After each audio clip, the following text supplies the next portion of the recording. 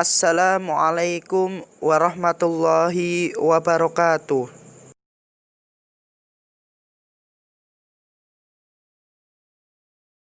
Yang saya hormati kepada beliau Bapak Muhammad Fajar MPDI selaku dosen mata kuliah PPKN serta teman-teman yang kami banggakan.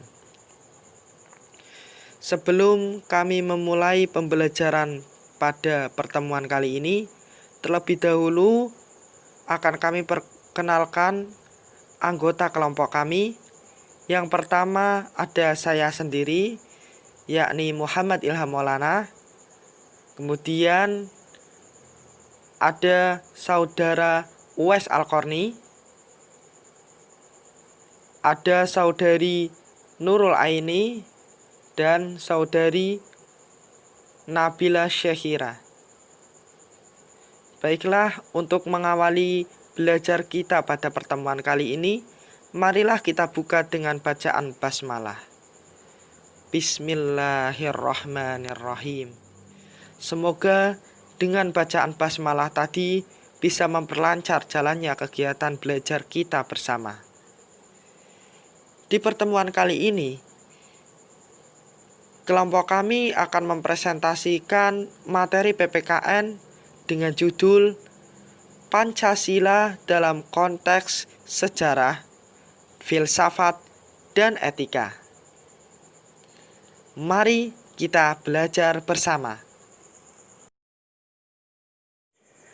Pancasila lahir 1 Juni 1945. Ditetapkan pada 18 Agustus 1945 bersama dengan disahkannya Undang-Undang Dasar 1945 sebagai dasar negara Indonesia. Pancasila selain sebagai ideologi negara juga berfungsi sebagai way of life atau sebagai pandangan hidup bangsa Indonesia, jiwa bangsa Indonesia, kepribadian bangsa Indonesia, sumber dari segala sumber hukum atau tertib hukum, perjanjian luhur bangsa Indonesia pada waktu mendirikan negara, cita-cita dan tujuan bangsa, dan sebagai filsafah hidup yang mempersatukan bangsa Indonesia. Nah, pada kesempatan kali ini kita akan belajar bersama tentang Pancasila lebih mendalam lagi. Yang pertama, pada pertemuan kali ini kita akan belajar bersama tentang Pancasila pada masa kerajaan. Yang kedua, kita akan belajar bersama tentang hubungan filsafah, pendidikan, dan Pancasila. Yang ketiga, kita akan belajar bersama tentang Pancasila dalam konteks etika. Mari kita belajar bersama. Assalamualaikum warahmatullahi wabarakatuh. Perkenalkan, nama saya Muhammad Ilham Maulana. Pada kesempatan kali ini, saya akan mempresentasikan tentang sejarah perkembangan Pancasila pada masa kerajaan di Indonesia. Kerajaan pertama kali di Indonesia adalah Kerajaan Kutai. Pada masa Kerajaan Kutai, sudah terdapat prasasti yang berupa 7 yupa atau tiang batu pada tahun 400 Masehi. Di dalam prasasti yupa tersebut sudah ada nilai-nilai sosial, yakni cerita tentang Raja Mulawarman yang memberi sedekah kepada para Brahmana di kerajaan. Pada masa Kerajaan Kutai juga sudah ada nilai-nilai religius, yakni menjadikan agama Hindu dan Buddha sebagai agama Kerajaan Kutai itu sendiri. Selanjutnya, pada tahun 1293, di masa keemasan Kerajaan Majapahit, nilai-nilai Pancasila sudah mulai tertulis dalam kitab Negara Kertagama karya Empu Prapanca. Kitab Negara Kertagama memiliki arti negara dengan tradisi agama yang suci. Dalam kitab tersebut telah terdapat istilah Pancasila. Nah, setelah ada kitab Negara Kertagama, kemudian Empu Tantular mengarang kitab Sutasoma yang di dalam buku itulah kita jumpai Seloka Persatuan Nasional, yaitu Bhinneka Tunggal Ika Tanhana Dharma Mangrua. Artinya, walau berbeda namun satu jua.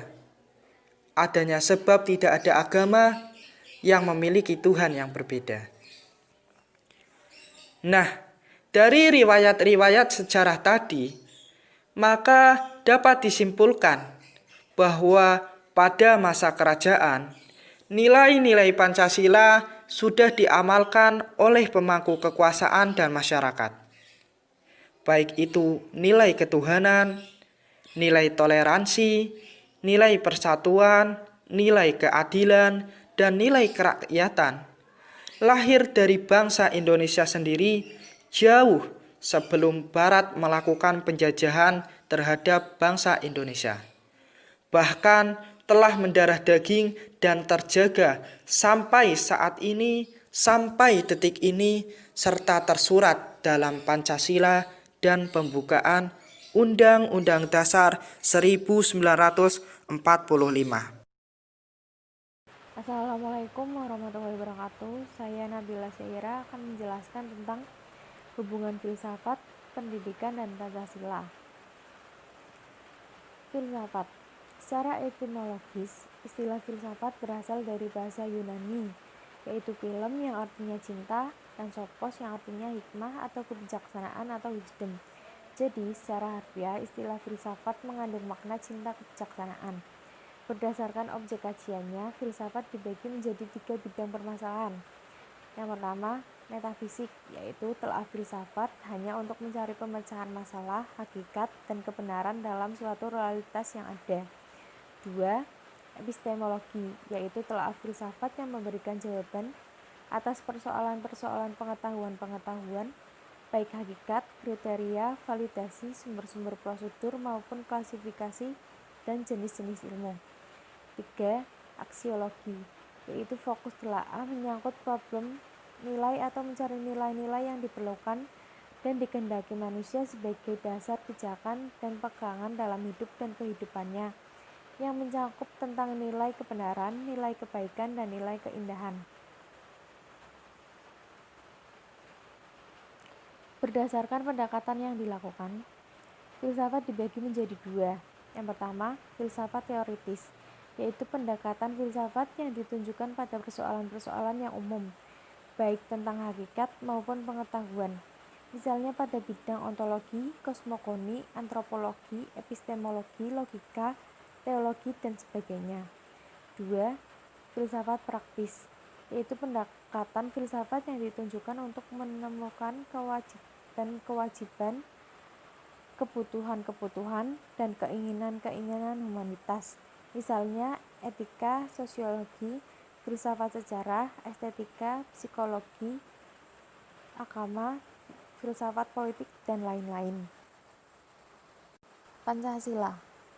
Secara etimologis, istilah Pancasila berasal dari bahasa Sanskerta, bahasa kasta Brahmana, sedangkan bahasa rakyat biasa adalah bahasa Prakerta.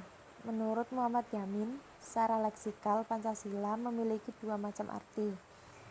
Panca berarti 5 dan sila berarti peraturan tingkah laku yang baik atau yang penting. Filsafat Pancasila mempunyai fungsi dan peran sebagai pedoman dan pegangan dalam hal sikap, tingkah laku, dan perbuatan dalam kehidupan sehari-hari, dalam kehidupan masyarakat, berbangsa, dan bernegara. Filsafat pendidikan adalah nilai-nilai dan keyakinan-keyakinan filsafat yang menjiwai, mendasari, dan memberikan identitas atau karakteristik suatu sistem pendidikan. Filsafat pendidikan adalah jiwa, roh, dan kepribadian sistem pendidikan nasional, sehingga sistem pendidikan nasional idealnya dijiwai, didasari, dan mencerminkan identitas Pancasila, citra dan bangsa Indonesia sebagaimana yang tercantum dalam pembukaan UUD 1945 sebagai perwujudan jiwa dan nilai Pancasila. Secara praktis, pendidikan tidak dapat dipisahkan dengan nilai-nilai, terutama yang meliputi kualitas kecerdasan, nilai ilmiah, nilai moral, dan nilai agama yang kesemuanya tersimpul dalam tujuan pendidikan, yakni membina kepribadian ideal. Tujuan pendidikan baik pada isinya maupun rumusannya tidak akan mungkin dapat ditetapkan tanpa pengertian dan pengetahuan yang tepat tentang nilai-nilai.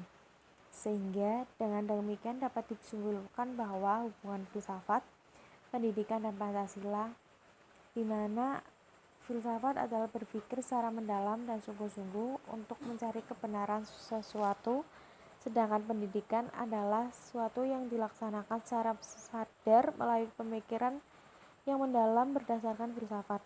Lalu, jika dihubungkan fungsi Pancasila dengan sistem pendidikan ditinjau filsafat aksiologi, maka dapat dijabarkan bahwa Pancasila adalah pedoman hidup bangsa Indonesia yang mengandung tentang nilai-nilai sebagai acuan dalam menjalani hidup dan kehidupan. Pancasila dalam konteks etika. Pancasila dalam konteks etika adalah cabang filsafat yang dijabarkan dari sila-sila Pancasila untuk mengatur perilaku kehidupan bermasyarakat, berbangsa, dan bernegara di Indonesia. Oleh karena itu, di dalam etika Pancasila terkandung nilai-nilai ketuhanan, kemanusiaan, persatuan, kerakyatan, dan keadilan. Kelima nilai tersebut membentuk perilaku manusia Indonesia dalam semua aspek kehidupannya. Dari materi yang telah disampaikan tadi, maka dapat disimpulkan bahwa Pancasila adalah dasar negara bangsa Indonesia yang mempunyai fungsi dalam hidup dan kehidupan bangsa dan negara Indonesia. Pancasila sebagai filsafat hidup bangsa. Oleh karenanya, nilai-nilai dasar sosial budaya Indonesia hidup dan berkembang sejak awal peradabannya, yang meliputi yang pertama kesadaran keberagaman, yang kedua nilai kekeluargaan, yang ketiga musyawarah mufakat dalam menetapkan kehendak bersama, yang keempat kesadaran gotong royong dan tolong menolong, serta yang kelima tenggang rasa. Pancasila sebagai pandangan hidup bangsa yang mempunyai jiwa sila-silanya dalam kehidupan sehari-hari. Untuk menerapkan sila-sila Pancasila, diperlukan pemikiran yang sungguh-sungguh tentang bagaimana nilai-nilai Pancasila itu dapat dilaksanakan. Dalam hal ini, pendidikanlah yang mempunyai peran utama. Demikian apa yang dapat kami sampaikan. Lebih dan kurangnya mohon dimaafkan. Billahi taufiq wal hidayah. Wassalamualaikum warahmatullahi wabarakatuh.